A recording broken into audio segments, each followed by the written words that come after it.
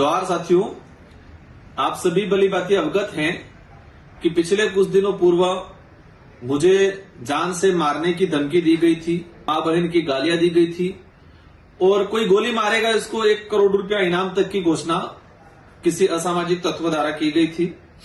इसमें सभी साथी आज कल से मुझे कॉल कर रहे हैं कि इसमें क्या हुआ क्या नहीं हुआ। पुलिस प्रशासन ने इस आईडी को ट्रेस किया और उस आईडी को ट्रेस करने के बाद उस व्यक्ति तक पहुंचे और वो व्यक्ति चंद्रवीर सिंह करके गढ़ी विधानसभा क्षेत्र के अंदर बाईकागढ़ा जो ग्राम पंचायत है वहां का निकला। और जो मैंने और प्रशासन का हमारा जो शुरुआती दृष्टिकोण था कि कोई मतलब जवान आदमी या कहे कि इस तरह का कोई लड़का इस तरह का कोई होगा, लेकिन इस घटना में जो गिरफ्तार हुआ है चंद्रवीर सिंह 65 साल की उम्र का व्यक्ति है। जो मेरी बात करें तो दादाजी की उम्र का व्यक्ति है और प्रशासन के अधिकारियों से मेरी बात हुई है कि जिस तरीके से उसने लिखा था, उसने आप सभी भली भांति जानते हैं कि अपने इलाके के अंदर कौन नेता कौन सी पार्टी किस तरीके पे हमारे पे झूठे आरोप लगाती है, उसी वे में उसने जैसे कि कहा कि ये क्रिश्चियन है, ये अमेरिका मतलब बाहरी तत्व है, मां बहन की गालियां दी और अंत में उनको मुझे मारने की और सुपारी देने तक की बात की। तो आप सभी भली बातें हैं कि इस तरह की बातें कौन सी पार्टी और कौन से नेता बोलते हैं। मैं इन चीजों पे इनका नाम नहीं लेना चाहूंगा। अगर यही बात इसी तरह का किसी भाजपा के नेता सत्ताधारी जो लोग हैं इनके लिए किसी ने कुछ बोला हो तो ये नंगा नाच करते पूरे उदयपुर संभाग में। आप सभी भली बातें जानते, पहले भी हुआ था, एक व्यक्ति के द्वारा कहा गया था कि वाड़िया उठा देंगे। चुनावी माहौल में कहते वाड़िया उठाना कोई धमकी नहीं होती है। मैंने खुद ने कहा था कि रगड़ा मतलब पॉलिटिकली वैचारिक रूप से रगड़ा निकाले, ऐसे कमेंट पे भी मुकदमा दर्ज करके गिरफ्तार किया था। तो ये जो मामला है एक अलग टाइप का मामला है, संदिग्ध मामला है। और मुझे जहां तक आभास मतलब मुझे जो असमंजस्य की स्थिति है कि 65 साल की उम्र का व्यक्ति फेसबुक पे इस तरह से लिखना और डिलीट करना और कहा जा रहा है कि मैं दारू के नशे में दूध था।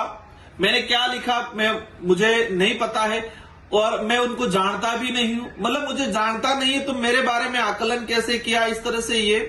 और जहां तक हमें जो अज्ञात सूत्रों से पता चला है कि ये व्यक्ति अकेला नहीं था, उस व्यक्ति के साथ 3-4 लोग और बैठे हुए थे, पार्टी कर रहे थे। उसमें कुछ पॉलिटिकली लोग घराने से भी लोग हैं, कुछ ये भी आया है कि कोई पुलिस प्रशासन का भी व्यक्ति है जिसका इसके अंदर इन्वॉल्वेशन है या उसका मोटिवेशन है, उसको कहे कि मतलब चढ़ाने का काम या उसको उकसाने का काम भी ऐसे लोगों ने किया है। तो पुलिस प्रशासन के अधिकारियों से मेरा अनुरोध है कि उस व्यक्ति को गिरफ्तार करके खानापूर्ति नहीं करे। ये व्यक्ति कमेंट किया, मेरी जो कहे कि मैंने जो प्रेस कॉन्फ्रेंस की थी 7 तारीख को, प्रेस कॉन्फ्रेंस मैंने सुबह 11 बजे की थी, 11 साढ़े 11 बजे। अगर प्रेस कॉन्फ्रेंस के दौरान ही इसने ट्वीट किया है तो आप सभी जानते हैं कि सुबह 11 बजे 65 साल की उम्र वाला व्यक्ति कैसे बिल्कुल शराब के नशे में धुन हो सकता है।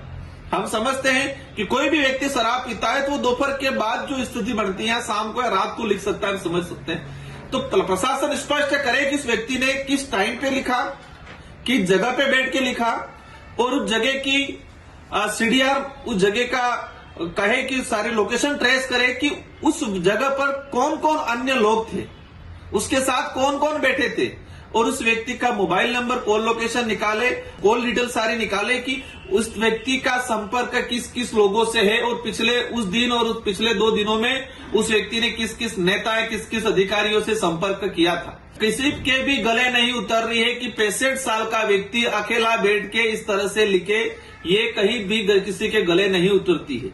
इसके साथ कौन लोग बैठे थे वो तो पट्टी पढ़ाया होगा। अगर उसने लिख भी दिया था तो 65 साल का आदमी अचानक यहां से भाग के सुनने में आया कि मध्य प्रदेश मुंबई की तरफ चला गया। तो मेरा जहां तक मानना है वो भागा नहीं, उसको भगाया गया और भगाने वाले वो लोग थे जिसको इसको उकसाने वाले थे, उसके साथ में बैठ के लिखने वाले या खुद लिखने वाले या लिखाने वाले लोग थे। ऐसे लोगों की भी गहनता से जांच होनी चाहिए। अगर इस व्यक्ति अकेले को खानापूर्ति करके आप इसको मैं तो कहता हूं दादाजी क्या उम्र है, मुझे भी मतलब कहे कि दया टाइप, लेकिन इस व्यक्ति के पीछे कौन चेहरे हैं, किसका हाथ था, ये जानने की जरूरत है। गहनता से जांच होनी चाहिए। मैं मीडिया के साथियों के माध्यम से शासन प्रशासन से अनुरोध करना चाहूंगा कि ये हरकतें फिर कोई कर सकता है, और हरकतें ही नहीं, कभी कोई हादसा भी कर सकता है। तो इसके पीछे कौन लोग थे, इनकी सबकी सीडीआर, उस व्यक्ति की सीडीआर मंगाई जाए, उसका कॉल लोकेशन उस समय कहां था, और पुलिस पर अधिकारी किस टाइम पे लिखा, किस जगह पे बैठ के लिखा, और उसकी कॉल लोकेशन, कॉल डिटेल सार्वजनिक करे, और एज ए परिवादी के रूप में मुझे भी अवगत कराए। और बाकी क्षेत्र के सारे युवा साथियों से मेरा अनुरोध है, और अनुरोध से पहले मैं आपको धन्यवाद देना चाहता हूं कि मैंने आप सबसे अपील की थी कि हमें शांतिपूर्वक तरीके से, प्रशासन इसमें काम कर रहा था और अभी तक प्रशासन ने इसमें काम किया है। प्रशासन ने, मैं ही नहीं कह रहा हूं प्रशासन गलत है, लेकिन प्रशासन से मेरा अनुरोध है कि किसी के भी दबाव में आए बिना निष्पक्ष तरीके से इसकी जांच हो, इसके पीछे कौन लोग है उसकी पहचान हो, और उनको भी सजा हो, क्योंकि ये बचेंगे कल उठा के कोई और बात होगी, कभी कोई हादसा भी करा सकते हैं। इसलिए इनकी तह तक जाए। ऐसे यहां तक सुनने में आ रहा है बांसवाड़ा जिले के अंदर 2017 में कुछ दंगे हुए थे, हिंदू मुस्लिम के दंगे कराए थे। कुछ ऐसे पुलिसकर्मी थे जिन्होंने जानबूझकर माहौल क्रिएट किया था, वहां कुछ गलत चीजें, विस्फोटक चीजें रखवाई थी, कुछ आपस में समुदाय में भिड़ाया था, अपना वो कहते गैलेंट्री प्रमोशन लेने के लिए, प्रमोशन के चक्कर में इस तरह से। तो ऐसे लोग भी इसमें सम्मिलित है, ऐसी जानकारी आई है। तो अधिकारियों से मेरा अनुरोध है कि इनकी गहनता से जांच हो और कार्रवाई करे, निष्पक्ष रूप से किसी के दबाव में नहीं आए। और सारे युवा साथियों से भी मेरा अनुरोध है कि सभी शांतिपूर्वक शांति बनाए रखें। हम प्रशासन से अनुरोध करके प्रशासन पे दबाव बना के इसकी गहनता से जांच करा रहे हैं। आप सभी को धन्यवाद, आभार, जोहार।